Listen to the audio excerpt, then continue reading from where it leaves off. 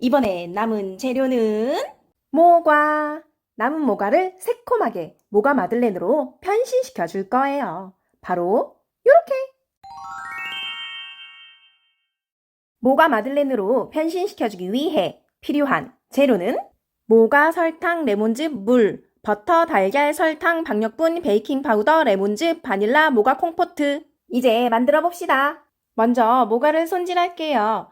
상처가 많아 껍질을 벗겨주고 힘겹게 반으로 잘라주면 외계 생명체의 이빨, 아니 씨가 나옵니다.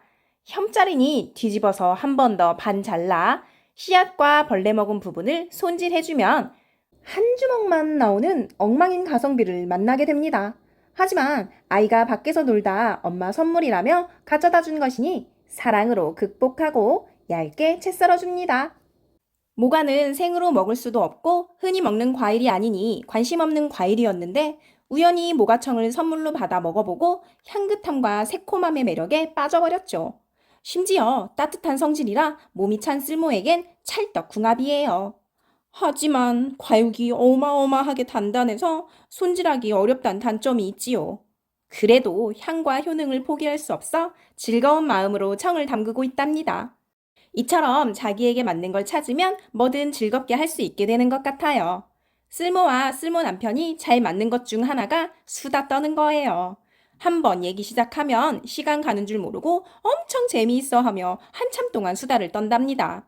시시콜콜한 얘기부터 추억 소환이나 조금 진중한 얘기까지 하다 보면 상대방의 소중함이나 고마움도 느끼고 오해한 부분이나 서운한 부분도 얘기하며 풀게 되더라고요. 그러다 보니 서로 안 맞는 부분도 있지만 잘 맞는 부분인 수다를 통해 맞는 부분을 찾거나 맞지 않는 부분도 조금씩 맞춰나가게 되는 것 같아요. 여러분도 나와 잘 맞는 것이 있나요? 그리고 그 잘 맞는 것으로 인해 하기 싫거나 힘든 것도 즐겁게 하게 된 것이 있다면 댓글에 남겨주세요. 콩포트를 만들기 위해 채 썬 모과에 설탕, 레몬즙, 물을 넣고 끓여줍니다. 모과가 노란빛이 되고 물이 졸아들면 불을 끄고 식혀줍니다. 이제 마들렌 반죽을 만들어줄게요. 먼저 버터를 계량해 전자레인지에 돌려 녹여주고 박력분과 베이킹 파우더를 계량해 준비해둡니다.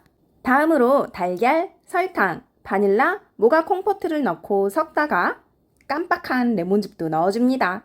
여기에 준비해둔 가루류를 채쳐 넣어 섞어주고 마지막으로 녹인 버터를 넣어 섞어줍니다. 반죽은 짤주머니에 넣고 냉장실에서 1시간에서 12시간 사이로 휴지시켜줍니다. 마들렌 틀에 버터를 골고루 발라준 뒤 틀에 80에서 90% 정도만 반죽을 짜줍니다. 160도에서 15분 구워주면 코딱지만한 배꼽이 나온 마들렌이 나옵니다. 틀에서 분리해 식힌망에서 한 김 식혀주면 모과 마들렌으로 변신 완료! 맛을 볼까요? 아이셔를 깨물면 신맛이 확 나듯 모과 콩포트가 씹히면 새콤함이 톡 터져요. 다만 모과 콩포트가 너무 시거나 달까봐 소심하게 넣었더니 모과 향이 확 나지 않아 좀 아쉽네요. 그리고 모과 과육의 식감이 생소해서 갈거나 작게 잘라 푹 졸여서 사용하면 더 괜찮을 것 같아요. 다음에도 남은 재료를 쓸모있게